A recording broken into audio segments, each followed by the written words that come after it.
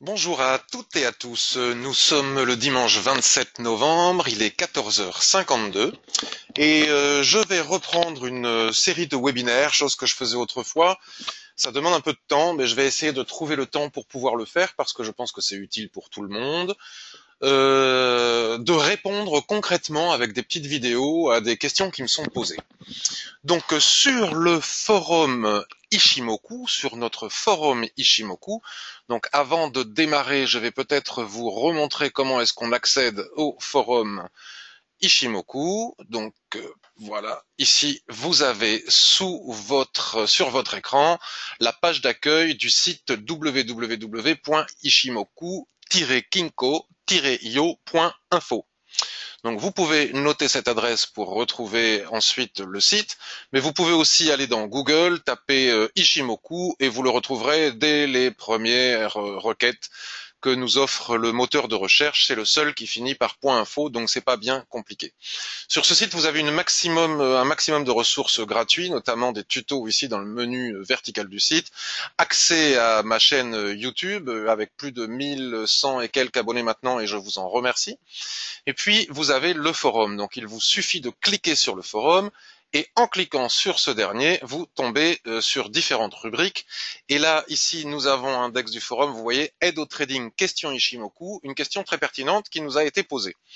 Donc, la réponse à cette question est bien entendu, j'y réponds de façon concrète avec beaucoup de graphiques, des explications, des exemples de trading concrets, des vidéos dans la formation totale à l'Ishimoku que vous pouvez vous procurer sur le site que je vous ai montré précédemment. Mais il y a des gens qui ne se sont pas procuré la formation et donc je réponds quand même aux questions. Alors peut-être avec moins d'exemples et moins d'exemples très concrets de trading que si on a acheté la formation. Il faut bien qu'il y ait un petit avantage pour les gens qui ont acheté la formation. Et je répondrai aussi prochainement aux gens qui ont aussi acheté la formation et à qui il reste des questions. J'ai reçu un mail récemment de quelqu'un qui a acheté la formation et qui malgré tout a une question très précise sur notamment les sorties de trade, comment atteindre le TP et sortir à temps. Donc là, la question, elle est la suivante.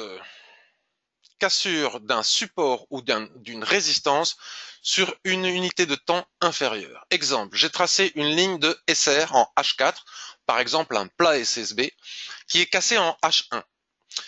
Puis-je prendre position ou dois-je obligatoirement attendre la clôture de la bougie H4? Donc c'est une très bonne question, on a répondu textuellement avec Greg, je voulais proposer des graphiques, mais ça va être plus facile de répondre avec une courte vidéo. Donc avant de démarrer la démonstration, je dois légalement montrer cet avertissement sur les risques qui indique que le trading sur devises et CFD comporte un haut risque. De ce fait, vous pouvez gagner ou perdre plusieurs fois le montant de votre capital initial. Donc je vous laisse prendre connaissance de la suite de ce texte et on démarre pour répondre très concrètement, en tout cas je l'espère, à la question. C'est parti. Donc la question qui nous est posée est la suivante. Je vais essayer de l'expliquer aussi concrètement avec un graphique. Donc la personne regarde son graphique Ishimoku, mais c'est valable aussi si on n'utilise pas l'Ishimoku. Son TF de référence, c'est le H4. La personne trace un niveau de résistance. Ici, on va dire qu'il s'agit d'une résistance, mais c'est exactement la même chose lorsqu'il s'agit d'un support. Elle trace sa résistance. Par exemple, là, l'exemple qui nous est donné sur le forum, c'est quelqu'un qui aurait tracé un plat SSB sur le H4 et qui attend que les prix cassent ce niveau de résistance pour pouvoir aller chercher, par exemple, un objectif qu'il se serait fixé quelques points plus haut. Donc on peut imaginer que le marché dessine toute une série de chandeliers sous la résistance sans jamais parvenir à la casser. Vous voyez, on peut imaginer, alors on aura des rouges, on aura des bleus, on va dire que ça c'est des chandeliers fictifs. Bon évidemment ça peut dépasser la résistance, mais c'est de cela dont il s'agit maintenant dans ma démonstration qui va suivre. Et puis à un moment ou un autre, à force de patience, puisque le trading c'est ça, le marché casse le niveau de résistance. Alors, la question, elle est de savoir si on peut rentrer en anticipant sur des niveaux inférieurs. La question est très pertinente parce que théoriquement, quel que soit, et ça c'est une pratique qui est valable pour tous les systèmes de trading, théoriquement, il faut toujours attendre la clôture du chandelier pour pouvoir entrer en position sur cassure. C'est la même chose avec des supports et c'est la même chose, comme je vais vous le remontrer après, lors des pullbacks. C'est d'ailleurs peut-être même plus pertinent sur les pullbacks. Donc, admettons que le chandelier H4, il clôture à 15 heures. Et ce chandelier, ici, admettons qu'il soit, on va le noter, admettons qu'il ne soit que 13 heures. On va dire, il est 13 heures. Voilà. Donc, la personne ne peut pas rentrer en position tant que le chandelier n'a pas clôturé à 15 heures. C'est-à-dire sa fin de vie avant que commence un nouveau chandelier. C'est ce qu'on appelle la clôture du chandelier. D'accord? Pourquoi? Parce que si l'on n'attend pas la clôture et que l'on anticipe avant d'attendre la clôture, on peut très bien se retrouver à entrer trop tôt. Et là où on croyait déceler, où on voulait anticiper un mouvement haussier, pour pouvoir essayer de prendre le maximum de points, ou au cas où le chandelier clôture trop haut et on ne puisse plus rentrer. Donc on se dit, tiens, je vais anticiper parce que sinon après le train va partir et je ne serai pas dans le train. C'est une des erreurs fréquentes du trading lorsque l'on est débutant. Donc il faut attendre la confirmation que ce chandelier est bien cassé en clôture de chandelier, c'est-à-dire en fin de vie, le niveau de résistance avant d'envisager d'entrer. Pourquoi? Parce qu'on pourrait très bien avoir ici à 13 heures ce chandelier qui ressemble à cela, et à 15 heures, on va dire, je ne sais pas si je peux dupliquer les rectangles. Je peux dupliquer les rectangles, c'est parfait. Et à 15 heures, c'est-à-dire en clôture de chandelier, s'apercevoir que le chandelier n'a pas cassé la résistance, voilà, et qu'il clôture en dessous du niveau de résistance. C'est-à-dire qu'ici, à 13 heures, les prix ont dépassé le niveau de résistance, mais on ne peut pas dire casser parce qu'il était 13 heures et qu'il faut attendre la clôture. Et puis finalement, 2 heures plus tard, à 15 heures, tout le dépassement que l'on a ici se retrouve sous forme de mèche et la clôture, c'est-à-dire le corps plein du chandelier, puisque la clôture d'un chandelier, c'est au niveau du corps plein et jamais au niveau de la mèche. D'accord? Donc le corps plein du chandelier clôture sous la ligne de résistance en laissant une mèche derrière lui. Donc ce signal d'achat que nous avions en anticipation, par anticipation, envisagé comme être un signal d'achat par anticipation à 13 heures, finalement se transforme en probable signal de vente, puisque un chandelier qui clôture sous la résistance en laissant une mèche au-dessus peut très bien se transformer en signal de vente. Okay? Donc l'anticipation ici nous aura fait perdre le trade. Parce que si en plus on attend, on se met en mode espoir, on attend que le stop que l'on a probablement placé en dessous soit touché, on va perdre tout ça. Donc éventuellement, il faut sortir illico même sans avoir touché le stop. D'accord? Ça, c'est la théorie. Mais la question qui nous est posée est la suivante. Imaginons maintenant, donc on attend, hein, je précise bien, on attend la clôture H4 pour pouvoir entrer en position. Mais la question qui nous est posée est la suivante. On va marquer maintenant H1 sur le graphique ici, H1. Voilà. La question qui nous est posée est la suivante. Tac.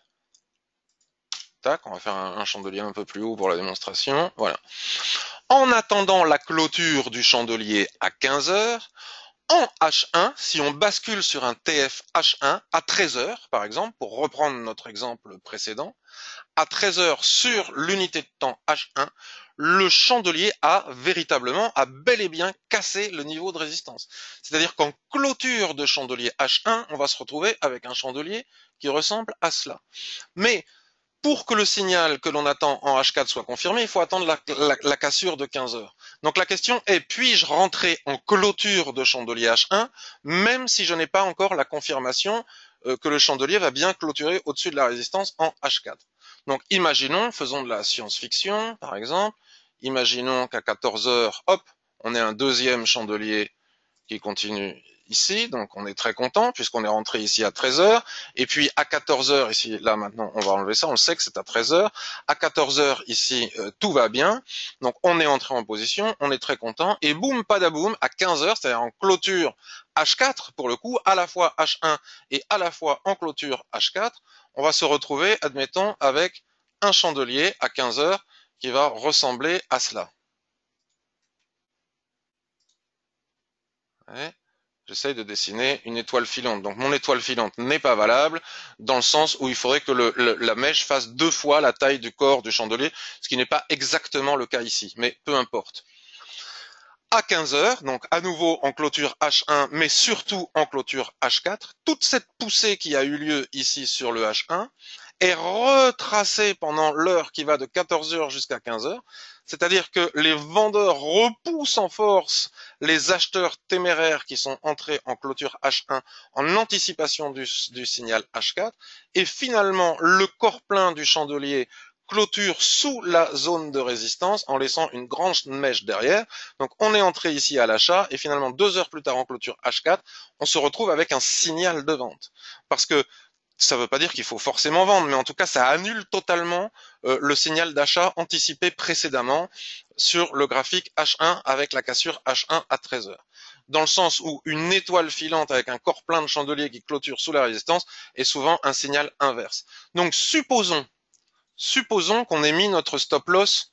Là, ce serait pas un très bon exemple puisque vous voyez bien qu'entre ce niveau d'entrée, l'objectif et le stop ici, nous n'avons pas un ratio de 2 pour 1. Mais peu importe, ce n'est que pour la démonstration, d'accord? Ou alors je monte un petit peu, voilà, comme ça c'est plus clair.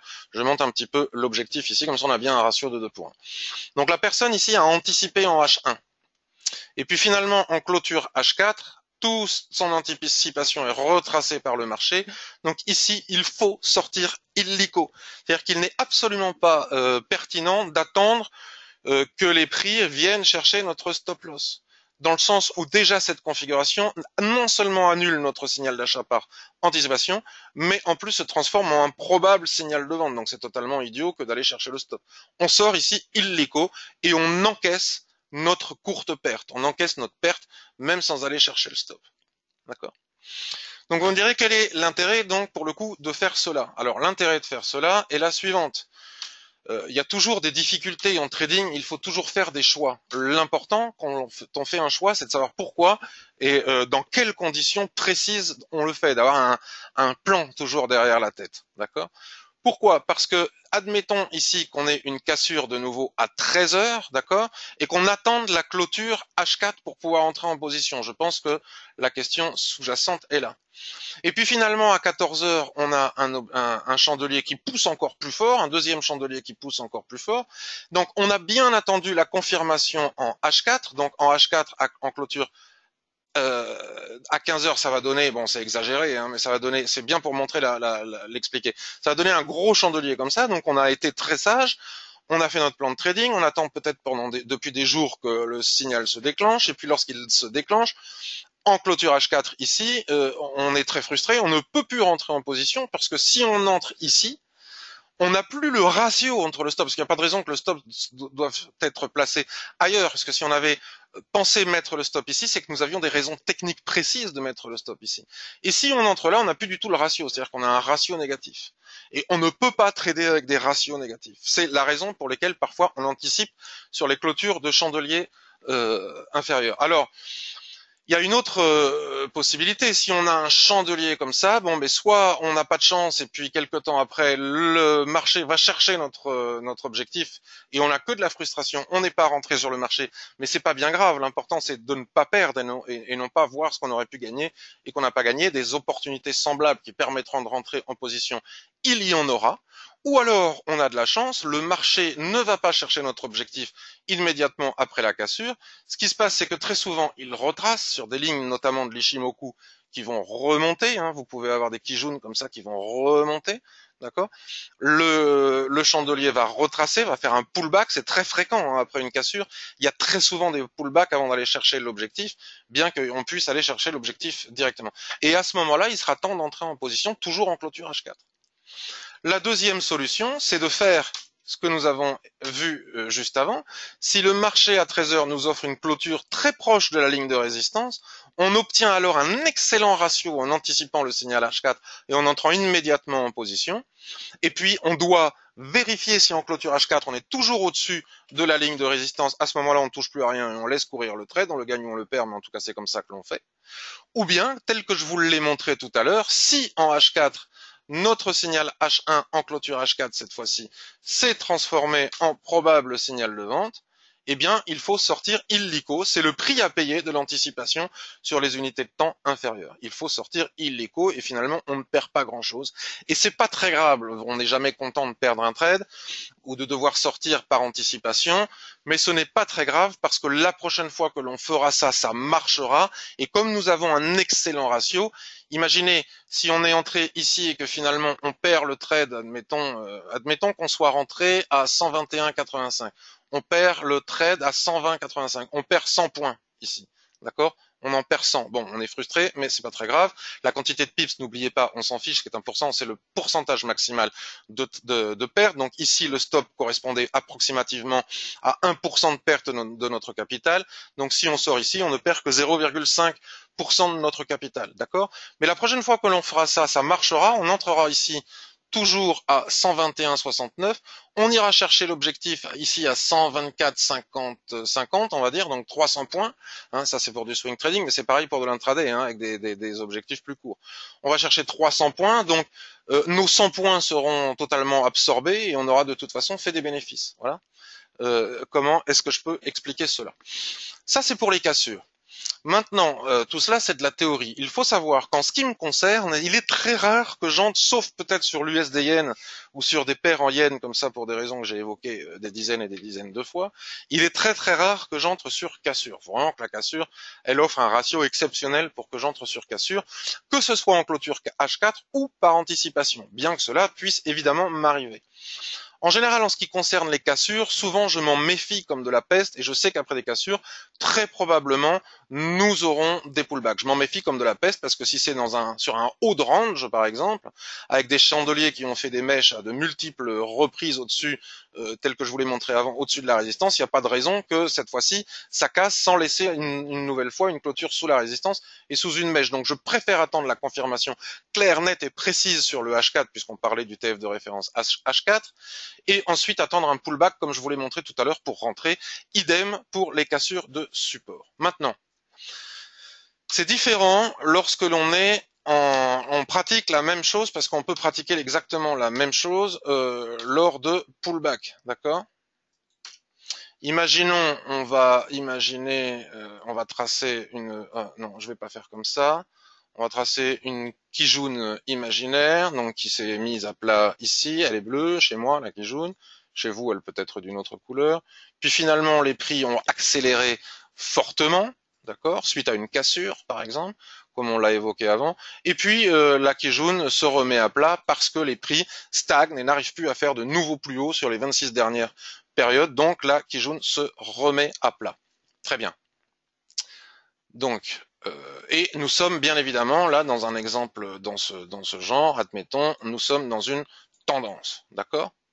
Donc tout cela est parfaitement bien expliqué dans la formation avec moultes exemples. Hein. Donc admettons ici on a cassé, est-ce que je vous disais, alors bon, c'est pas forcément comme ça que ça se passe, hein, et c'est pas forcément en ligne droite non plus, mais c'est que de la théorie, d'accord? Ça a cassé, nous on veut atteindre l'objectif ici, soit en haut du canal, soit un objectif intermédiaire, une résistance horizontale, les prix accélèrent, alors pas forcément encore une fois en ligne droite, puisque là on dessine des configurations, bon, et pas forcément avec des avalements sur le retracement non plus, mais c'est juste pour les besoins de la démonstration. Okay. Et les prix retracent sur notre Kijun qui est remonté ici, qui s'est remis à plat suite à la stagnation des prix ici. Donc là, c'est exactement la même chose. Admettons que nous soyons sur du H4. Donc théoriquement, il faut attendre la clôture du chandelier H4 pour pouvoir rentrer en position. Mais si l'on attend la clôture du chandelier H4, on pourrait très bien avoir un chandelier qui repart dans l'autre sens, comme ça. À 13 heures, nous sommes ici. Encore une fois, à 15 heures, nous sommes ici. C'est plus difficile d'entrer en position. Il va falloir mettre le stop ici. Et si on a un objectif ici, le ratio n'est plus très bon. D'accord? Alors que si nous étions entrés tout à fait ici en bas, on a le stop sous les lignes de l'Ishimoku et sous la droite chartiste, admettons, on a un excellent ratio. C'est beaucoup plus pertinent de rentrer en position. Mais personne ne peut savoir si finalement les prix ne vont pas faire ceci et annuler absolument notre plan. Finalement, faire une cassure. Donc là, c'est la raison pour laquelle il faut attendre. Très bien. Maintenant, imaginons que à 13 heures, les prix dessinent. Alors c'est l'intérêt, tout l'intérêt aussi, et c'est pour ça que j'incite les gens à étudier les chandeliers japonais. Les chandeliers japonais sont une arme fatale pour l'aide à la prise de décision. puisqu'ils vont nous indiquer l'état psychologique du marché au niveau des seuils importants, en l'occurrence les supports et résistances obliques ou horizontaux. Et admettons qu'à 15 heures, par exemple, nous ayons, veuillez m'excuser, à 13 heures, nous ayons un chandelier de la sorte. C'est-à-dire que pendant la séance précédente, admettons, les prix ont tenté encore une fois de casser le support, raison pour laquelle j'attends toujours avant sur les cassures, je préfère. Et puis finalement, en clôture H1 à 13 heures, les prix non seulement clôturent au-dessus de la Kijun et de la ligne chartiste, mais dessinent par exemple, il y en a d'autres des configurations, un marteau. D'accord? Donc là, nous avons une forte configuration de retournement sur le support. Alors ça peut être un niveau de 50% de Fibonacci. D'ailleurs, une Kijun plate, c'est 50% de Fibonacci. Ça peut être sur des lignes de l'Ishimoku, ça peut être sur des lignes chartistes, ça peut être sur des résistances horizontales intermédiaires que l'on a trouvées sur les unités de temps supérieures. Enfin, il y a multiples configurations, mais l'idée est toujours la même. À ce moment-là, à 13 heures sur le H1, sans attendre la clôture H4, je peux, une fois de plus, anticiper et acheter directement en H1 ici. Après, je vais juste devoir m'assurer qu'en clôture H4, on est toujours au-dessus de ma ligne de déclenchement, et à ce moment-là, je laisse courir mon trade pour aller chercher l'objectif avec mon stop dessous. D'accord? Mais si par hasard, malgré le signal ici superbe que nous avons de retournement, etc., sur les lignes de l'Ishimoku, si finalement en H4, finalement on finit comme ça, et à ce moment-là, je dois sortir illico, même si le chandelier, les prix n'ont pas été chercher mon stop. Voilà. J'espère que ça a été suffisamment clair, que vous avez compris cela. Vous pouvez rechercher des exemples du genre sur les marchés, et puis je vais publier cette vidéo en réponse à la question qui m'a été posée sur le forum. N'hésitez pas à continuer à alimenter la discussion avec d'autres exemples ou d'autres questions. Je vous souhaite une excellente journée et je vous dis à bientôt pour une prochaine vidéo.